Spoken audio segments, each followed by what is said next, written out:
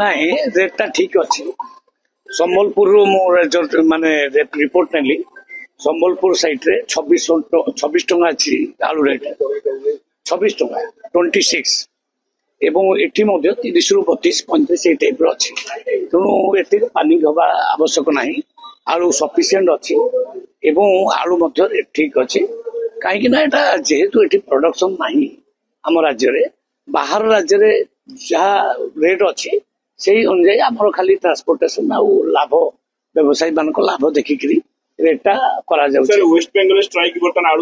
ନାଇଁ ଆମେ ଯେତେବେଳେ ଉତ୍ତରପ୍ରଦେଶରୁ ଆଳୁ ଆଣିଲୁ, ୱେଷ୍ଟବେଙ୍ଗଲରେ ବେପାରୀ ମାନେ ହଇରାଣ ହେଲେଣି ବେପାର କରିବା ପାଇଁ। କାରଣ ସେଠିକାର ପ୍ରଶାସନ ଯୋଉ ବନ୍ଦ କଲା, ଯୋଉ ନୀତିଟା ଠିକ କଲା ନାହିଁ, ସେ ଅନୁଯାୟୀ ତାଙ୍କର ବେପାର ଘାଟା ହେଲା ବେପାରୀ ମାନଙ୍କର, ସେମାନେ ଆନ୍ଦୋଳନ କରୁଛନ୍ତି।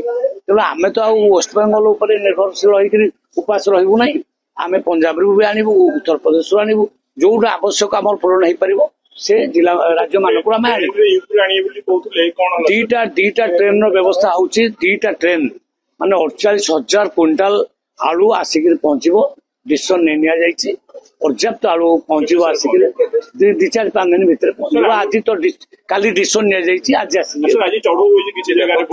ଚଢଉ ହେଇଛି। ଯୋଉମାନେ ହୋର୍ଡିଂ କରି ରଖିଛନ୍ତି, ଯୋଉମାନେ ମାନେ ମହଜୁଦକାରୀ, ସେମାନଙ୍କୁ ଉପରେ ଆକ୍ସନ ନିଆଯିବ। ଇଆଡେ ଆର୍ଟିଫିସିଆଲ ସର୍ଟେଜ ଦେଖେଇବ, ଇଆଡେ ରେଟ୍ ବଢେଇବ, ସେଟା ଚଳିବ ନାହିଁ। ତେଣୁ ସେଟା ଆକ୍ସନ ନିଆଯାଇଛି।